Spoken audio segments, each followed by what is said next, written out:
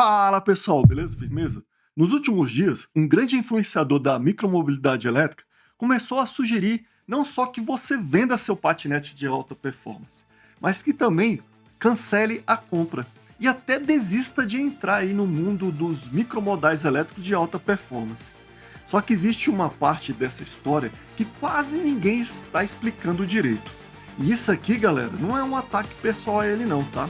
É responsabilidade dos meus inscritos aqui do canal e também em respeito a qualquer pessoa que toma decisão baseada nesse tipo de conteúdo.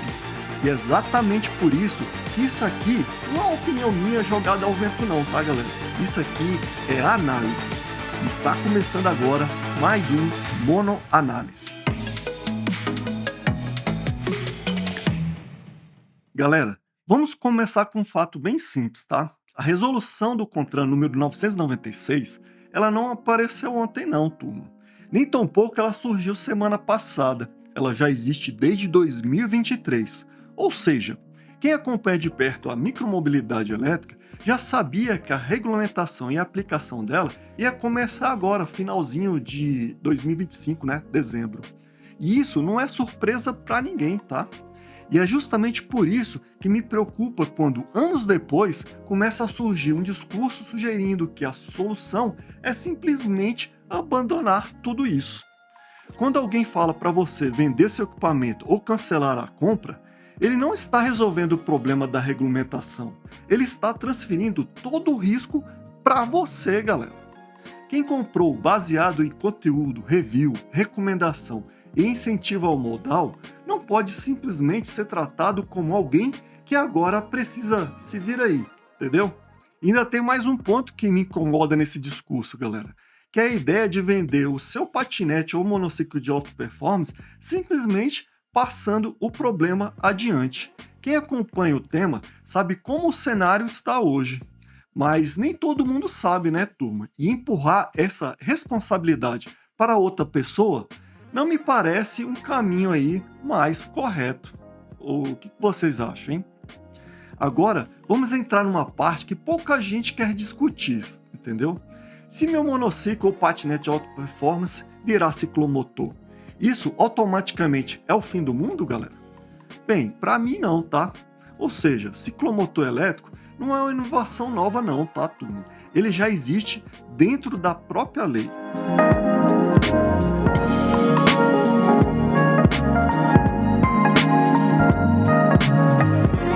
Meu monociclo, por exemplo, ele passa ali um pouquinho dos 90 km por hora.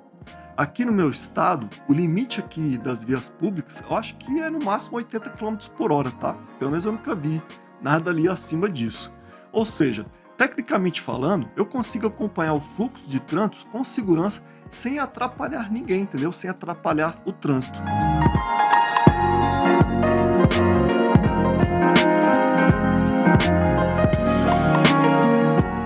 Então aqui não é só sobre correr não, tá, turma? É sobre acompanhar o fluxo da via com segurança, tá?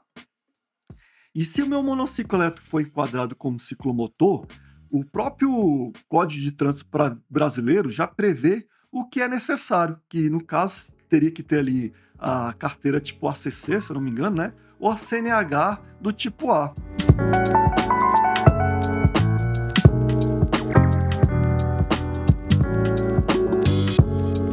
E como no meu caso eu já ando de moto há bastante tempo, eu já possuo ali a CNH do tipo A.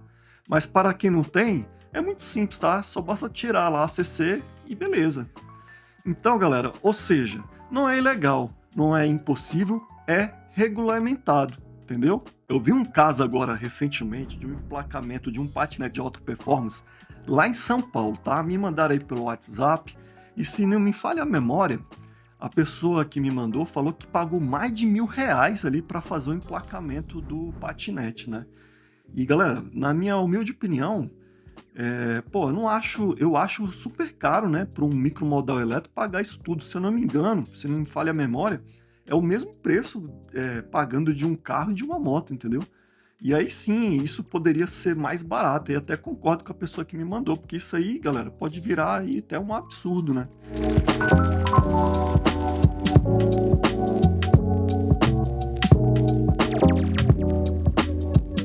Mas vamos aí olhar por um lado que pouca gente comenta, tá? Ciclomotores geralmente não pagam IPVA em muitos estados, tá, galera? Aqui mesmo no Distrito Federal não paga. E em vários outros lugares o custo anual é praticamente zero, ou se tiver é muito baixo, tá? E o problema de tudo isso não é ter o registro, tá? O problema é transformar isso em uma arrecadação desproporcional, tá, tudo. E tem mais um ponto importante, tá?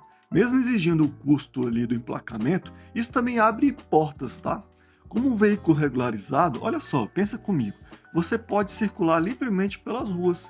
E aí entra aí um perfil, né, de cada pessoa, porque cada um, né, tem pessoas que se sentem confiante ali em andar na rua com os carros e outras não, né?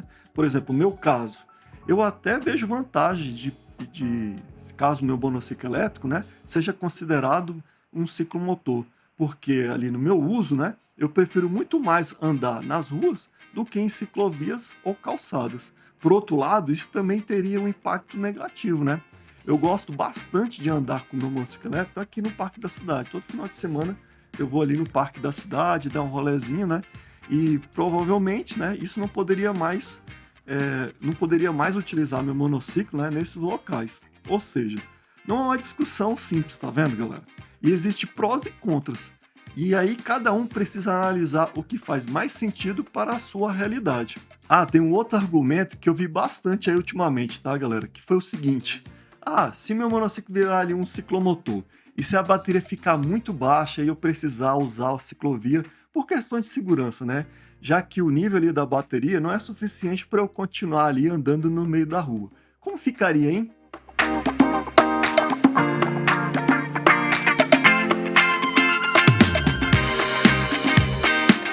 Galera, sinceramente, sendo bem sincero, eu não acho que isso seja um argumento válido, tá?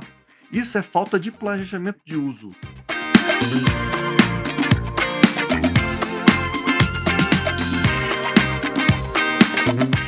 Veja bem, carro elétrico também não fica sem bateria? Moto elétrica também não fica sem bateria? Galera, carros a combustão também não ficam sem combustível? E os nossos modais elétricos, galera, não são diferentes não. Ou seja, você consegue ter uma boa noção de autonomia do seu uso com um monociclo ou patinete elétrico, considerando ali a velocidade e o tipo de uso ali diário que você tem, entendeu? Ainda tem mais, tá? Se a autonomia do seu mono ou modal elétrico, né, em geral, não for o suficiente para completar o seu trajeto, existe uma solução bem simples, tá, turma? É só você levar o carregador com você. Aí, se você precisar, você faz uma recarga ali durante o percurso. Tá vendo só? Hoje eu vejo muita gente sofrendo por antecipação.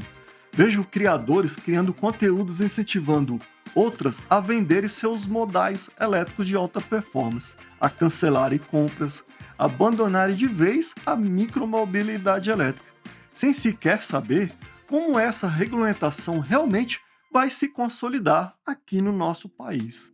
E quando um criador grande de relevância começa a sugerir desistência em massa, galera, uma consequência perigosa pode surgir, tá?